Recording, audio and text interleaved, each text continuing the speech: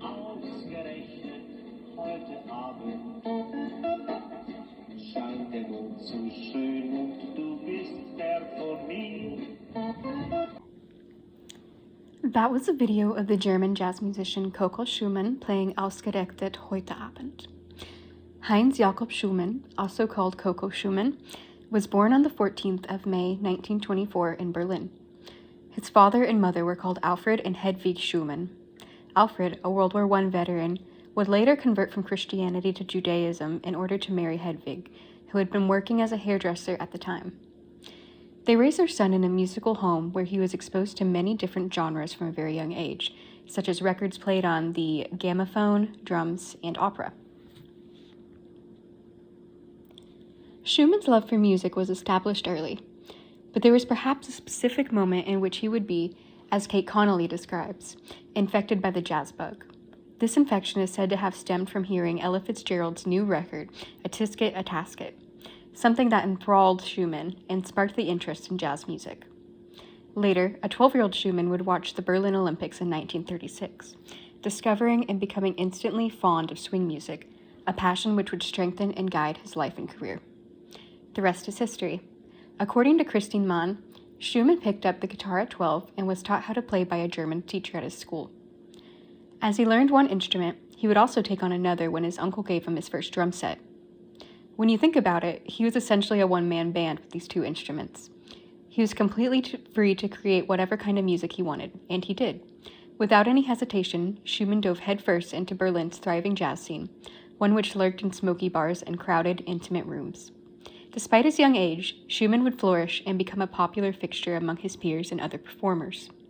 In fact, he was well on his way to becoming an established young musician, and it seemed that nothing could stand in his way of fulfilling these dreams. So here is another small music break. The clip that I'm about to play is Schumann in his old age, playing with his band. In the clip, you can kind of hear him doing some improv on the electric guitar, which was what he was really known for.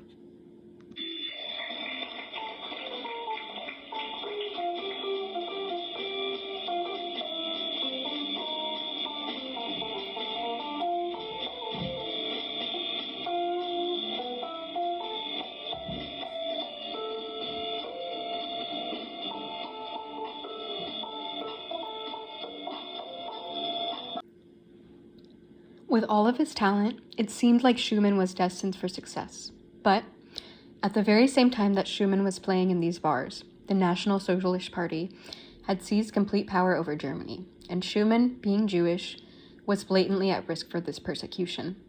To add on to this, the Nuremberg laws of 1938 made it illegal for Jews to learn music, effectively turning Schumann's budding career into that of a criminal. His very existence was outlawed. Not only was Schumann not legally permitted to learn music, but jazz itself had garnered a strange reputation in the eyes of Adolf Hitler. According to author Birgit Katz, Hitler had declared jazz a degenerate art form and even issued decrees prohibiting jazz performances and swing dancing. This idea, rooted in racism, stemmed from the idea that jazz was un-German. In the Third Reich, military marches were played continually, explains author Mike Sverin. German people like military music. Jazz represented the other way, the weak way. People who listened to jazz were regarded as opposed to the regime. So, all of this accumulated. Schumann's entire life was put under a microscope, and he was never not in danger of being arrested or deported. However, this did not stop him from playing and creating music. He, quote, continued to play whatever he liked, still performing at the underground swing venues of Germany, even occasionally removing the yellow star that the Jews were forced to wear. There's even a story that reports that Schumann was performing a jazz show when an SS officer came to the bar. It's said that when witnessing the arrest of another musician, Schumann blatantly told the officer, "If you're going to arrest him, you should probably arrest me too. First, I'm Jewish. Second, I'm underaged. And third, I'm playing jazz." Surprisingly, the officer thought that Schumann was only joking, and he wasn't arrested. But despite having evaded deportation, the Nazis would eventually arrest Schumann, sending him to Theresienstadt, a concentration camp where thousands were held before being sent to their deaths. The Nazis' original plan was for Schumann to be sent to Auschwitz, but this fate was very narrowly avoided.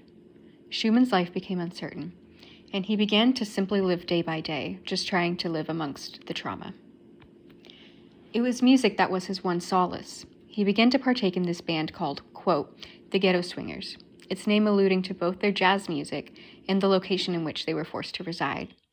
Despite Hitler's vehement distaste for it, the Ghetto Swingers would often be forced to play forbidden jazz for the guards as a form of entertainment. Later on, the Ghetto Swingers would even be forced to feature in the highly choreographed Nazi propaganda films. Schumann recalls that once the filming wrapped, the entire band was immediately deported to Auschwitz, many of them straight into the gas chamber. So I am about to play a recording of the songs that they were forced to play, and you can kind of hear how upbeat the song is, and when you take into mind everything that was happening, it is really uncanny and grotesque.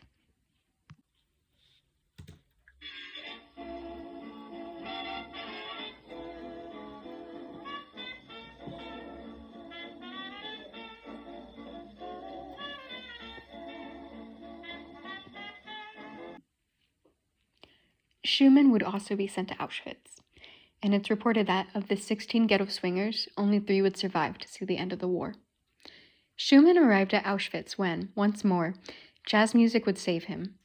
One of the Nazi guards had recognized him from the Berlin jazz scene, and, although he had been sent here to die, Schumann was again appointed as a musician of sorts. Because the regime wanted to boost soldier morale, they forced Schumann to play music to soothe the SS guards while they tattooed new arrivals. It was likely that Schumann would be standing in close proximity to these other victims of the Holocaust, close enough to witness it as he played. When later reflecting on this experience, Schumann says, "We played music in hell." But Germany was rapidly losing the Second World War, and fast.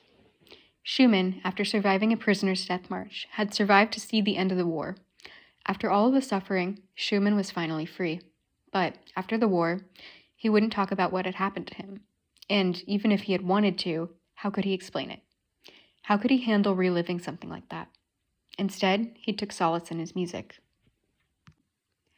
Schumann began to focus on his creation process and began touring with his Coco Schumann Quartet, gaining the same respect and recognition he had had in the Berlin jazz scene so many years before, later earning international success as a musician. He would even become one of Germany's first prominent electric guitar players. He was absolutely insanely successful, and you could very clearly see his passion when he played his music. Also, remember when we talked about Ella Fitzgerald earlier, the musician who sparked his interest in jazz? He got to play with her. Schumann would also go on to play with Marlene Dietrich and also Louis Armstrong. At an older age, Schumann would finally speak about his experience in the Holocaust in Nazi Germany, saying, "Human is a peculiar creature, unpredictable and merciless. What we saw in those days was unbearable, and yet we bore it. We played the tunes to it, for the sake of our bare survival." It's strange to think of the phrase, "music has saved my life," because in this very sense, it literally did save his life.